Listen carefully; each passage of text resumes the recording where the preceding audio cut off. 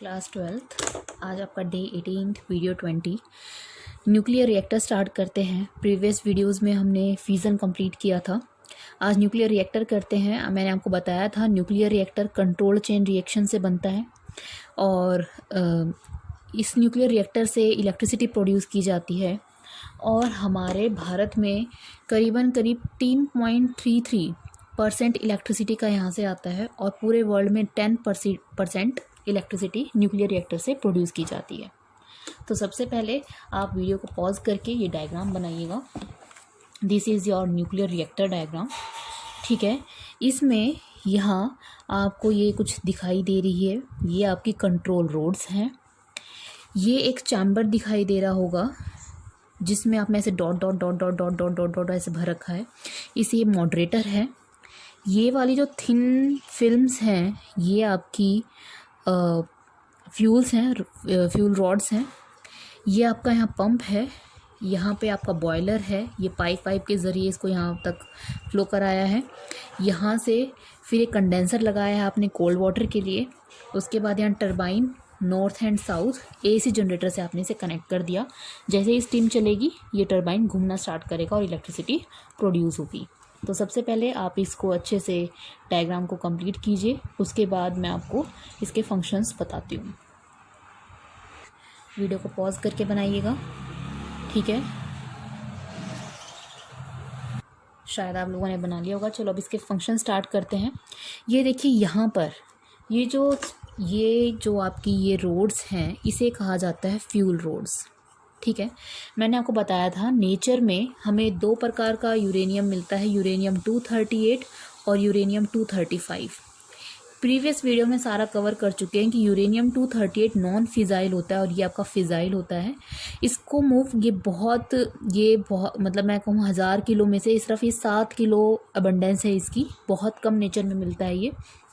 उसके बाद आपने पढ़ा होगा कि ये यूरेनियम 238 जो होता है, यूरेनियम 238 के साथ कुछ डिफ़िकल्टीज़ पढ़ाई गई थी कि भाई इसके साथ अगर आपको यूरेनियम 238 है, यहाँ आपने न्यूट्रॉन प्रोवाइड किया तो ये न्यूट्रॉन की जो एनर्जी होगी वो 1 मेगा इलेक्ट्रॉन वोल्ट से उससे ज़्यादा क्यों नहीं चाहिए।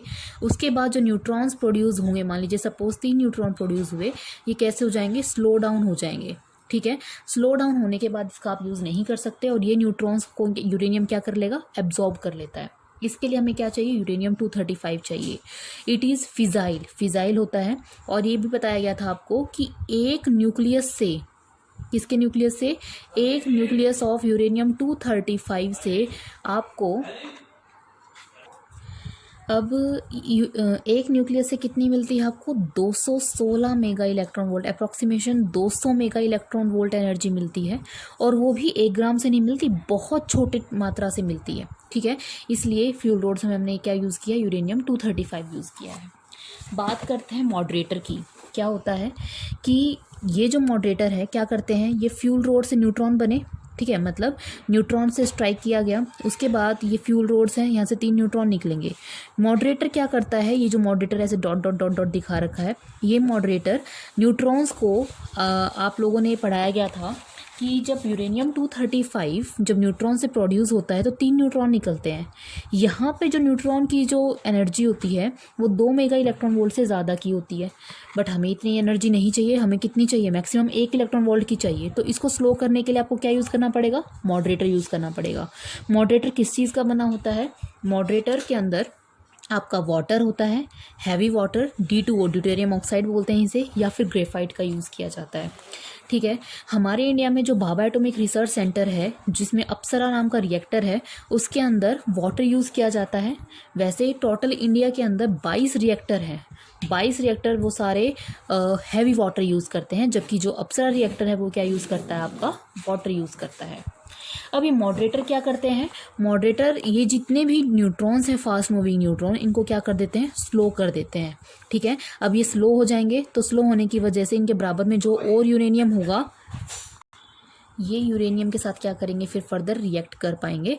तो इस मॉडरेटर का काम क्या होता है, मॉडरेटर का काम होता है ये फास्ट मूविंग न्यूट्रॉन्स की स्पीड को क्या करना, कम करना, ताकि ये फर्दर यूरेनियम के साथ क्या कर सके, फ्यूजन कर सके। क्लियर है यहाँ तक। उसके बाद एक यहाँ दिखा रखा है कंट्रोल रोड्स। कंट्रोल रोड्स क्या होती है? Control rods. देखिए, कंट्रोल रोड का काम होता है रेट ऑफ रिएक्शन को कंजर्व करना, मतलब रेट ऑफ रिएक्शन को कंट्रोल करके रखना। कंट्रोल रोड्स जो हैं आपकी, आपने पढ़ा होगा के की वैल्यू 1। के क्या होता है? Number of fusion in present generation upon number of fusion in previous generation. आपको पता है के इक्वल्स टू 1 के लिए आपका ये पॉसिबल हो पाया था, के ग्रेटर देन 1 और के लेस देन 1 के लिए आपकी फ्यूजन प्रोसेस नहीं हो पाएगी।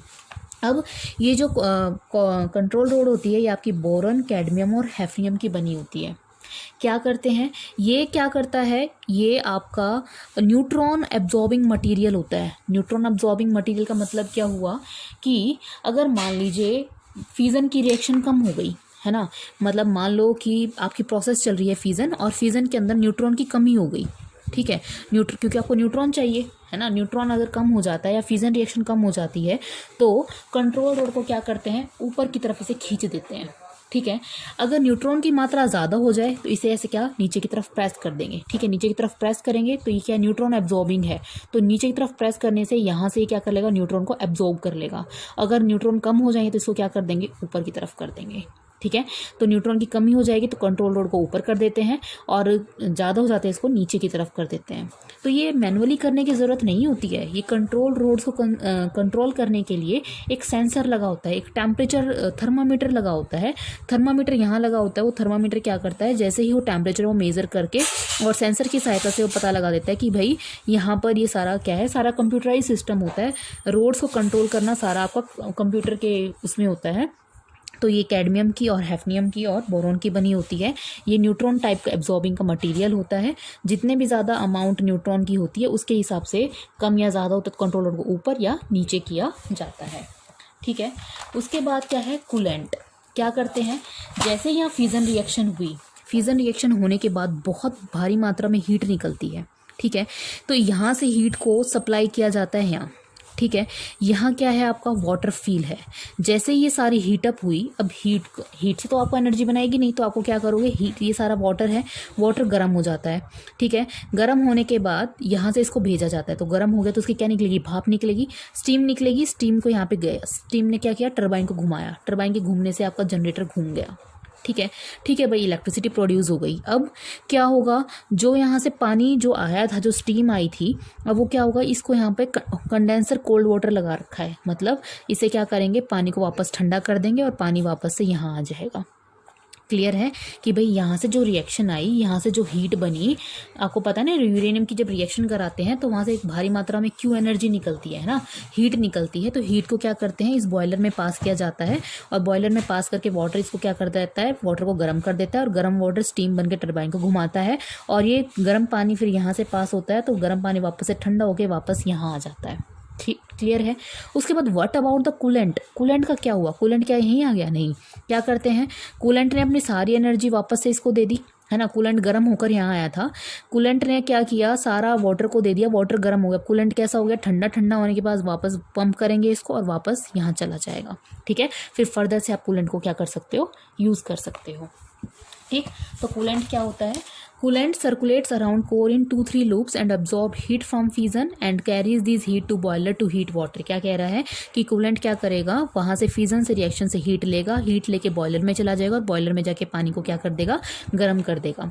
कूलेंट में आप क्या क्या यूज़ करते हो? वाटर भी यूज़ कर सकते हैं, carbon dioxide, air, liquid sodium. Liquid sodium का यूज़ आपका कूलेंट के लिए किया जाता है। फिर कूलेंट क्या होना चाहिए? कूलेंट की स्पेसिफिक हीट कैपेसिटी ज़्यादा होनी चाहिए। ऐसा ना हो कि इसकी स्पेसिफिक कैपेसिटी बहुत कम हो। अगर इसकी स्पेसिफिक कैपेसिटी बहुत कम हुई तो कूलेंट क्या होगा? ज़्यादा हीट को टॉलरेट नहीं कर पाएगा। तो कूलेंट जो है आपका वाटर, कार्बन डाइऑक्साइड, एयर या फिर लिक्विड सोडियम का बना हुआ होता है, ठीक है। उसके बाद है कंटेनमेंट। कंटेनमेंट क्या होती है? ये जो पूरा मॉडरेटर है, ये वाला जो पूरा सिस्टम है, इसको 2 मीटर चौड़ी, लंबी नहीं चौड़ी ईंटों के ढांचे से बना दिया जाता है, 2 मीटर, ठीक है। ताकि सारी इसमें ब्रिक्स लगा दी जाती हैं, ईंटें लगा दी जाती हैं। तो क्या होगा कि जो क्या का मकसद होता है इसका? To prevent from harmful radiations. क्योंकि वहाँ पे जितने भी आपके इंजीनियर्स या फिर जो भी लोग वहाँ काम कर रहे हैं तो इस कंटेनमेंट में जितने भी यहाँ लोग काम कर रहे हैं वहाँ से बहुत हार्मफुल रेडिएशंस निकलती हैं। तो हार्मफुल रेडिएशन से बचाने के लिए पूरे मॉडरेटर की जो पूरी कोर है उसको 2 मीटर चौड़ी ईंटों के ढांचे से कवर कर दिया जाता है और ठीक कंक्रीट और स्टील, मे बी स्टील से और कंक्रीट से इसे कवर कर दिया जाता है ताकि इसमें अल्फ़ा बीटा गामा जो भी रेडिएशंस निकले वहाँ से वहाँ लोग प्रोटेक्ट हो सकें। वैसे मोस्ट ऑफ द ऐसा होता है कि वहाँ के लोग जो भी काम करते होते हैं उनमें कुछ ना कुछ आगे जाके कोई ना कोई डिजीज़ हो ही जाती है। बहुत हार्मफुल रेडिएशंस होती है, इतना आसान नहीं है यहाँ काम करना। ठीक है, तो बात करते हैं एक बार इसकी फिर से। यहाँ पे आपने देखा होगा ये जो न्यूक्लियर रिएक्टर है कंट्रोल्ड चेन रिएक्शन पे काम करता है और जो ब्रीडर रिएक्टर था वो अनकंट्रोल्ड चेन पे रिएक्शन पे काम करता था। तो यहाँ आपके लिए चेन रिएक्शन कैसे होनी चाहिए, कंट्रोल्ड होनी चाहिए।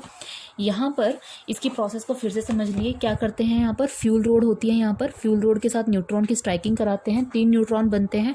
अगर एक्सेस ऑफ न्यूट्रॉन हो जाएंगे तो ये कंट्रोल रोड इसको क्या कर लेगा, कंट्रोल कर लेगा। एक्सेस हो जाएगा तो इसको कंट्रोल को नीचे की तरफ कर दो, ज़्यादा हो जाए कम हो जाए तो इसको ऊपर की तरफ कर दो। तो यहाँ से जो हीट निकलेगी वो इस कूलेंट के पास जाएगी, कूलेंट के पास जाके बॉयलर में जाएगा, बॉयलर में जाके पानी को गर्म करेगा, पानी की भाप बन जाएंगी, भाप जाके यहाँ जाएंगी, टरबाइन को घुमा देंगी और यहाँ से आपका ये एसी जनरेटर इसको इलेक्ट्रिसिटी प्रोड्यूस कर देगा। फिर यहाँ से जो स्टीम बनी, स्टीम वापस यहाँ जाएगी कंडेंसर में, जहाँ ठंडा पानी है वो वापस उसको ठंडा कर देगा। ठंडा करने के बाद पानी वापस यहाँ आ जाएगा और कूलेंट ने अपनी सारी हीट इसको ट्रांसफ़र कर दी थी। अब पंप से इसको वापस से कूलेंट को वापस यहाँ भेज देंगे। क्लियर है। जो आपके मॉडरेटर्स होते हैं ये आपके हैवी वाटर और ग्रेफाइट होता है। कूलेंट के अंदर आप वाटर, लिक्विड सोडियम और क्या कहते हैं आपका कार्बन डाइऑक्साइड इसमें यूज़ कर सकते हैं। और ये जो कंट्रोल रोड्स होते हैं आपकी बोरोन, कैडमियम और हैफनियम की बनी हुई होती है। ओके स्टूडेंट्स, ये आपका था पूरा न्यूक्लियर रिएक्टर और नेक्स्ट वीडियो में हम डिस्कस करेंगे न्यूक्लियर फ्यूज़न के बारे में।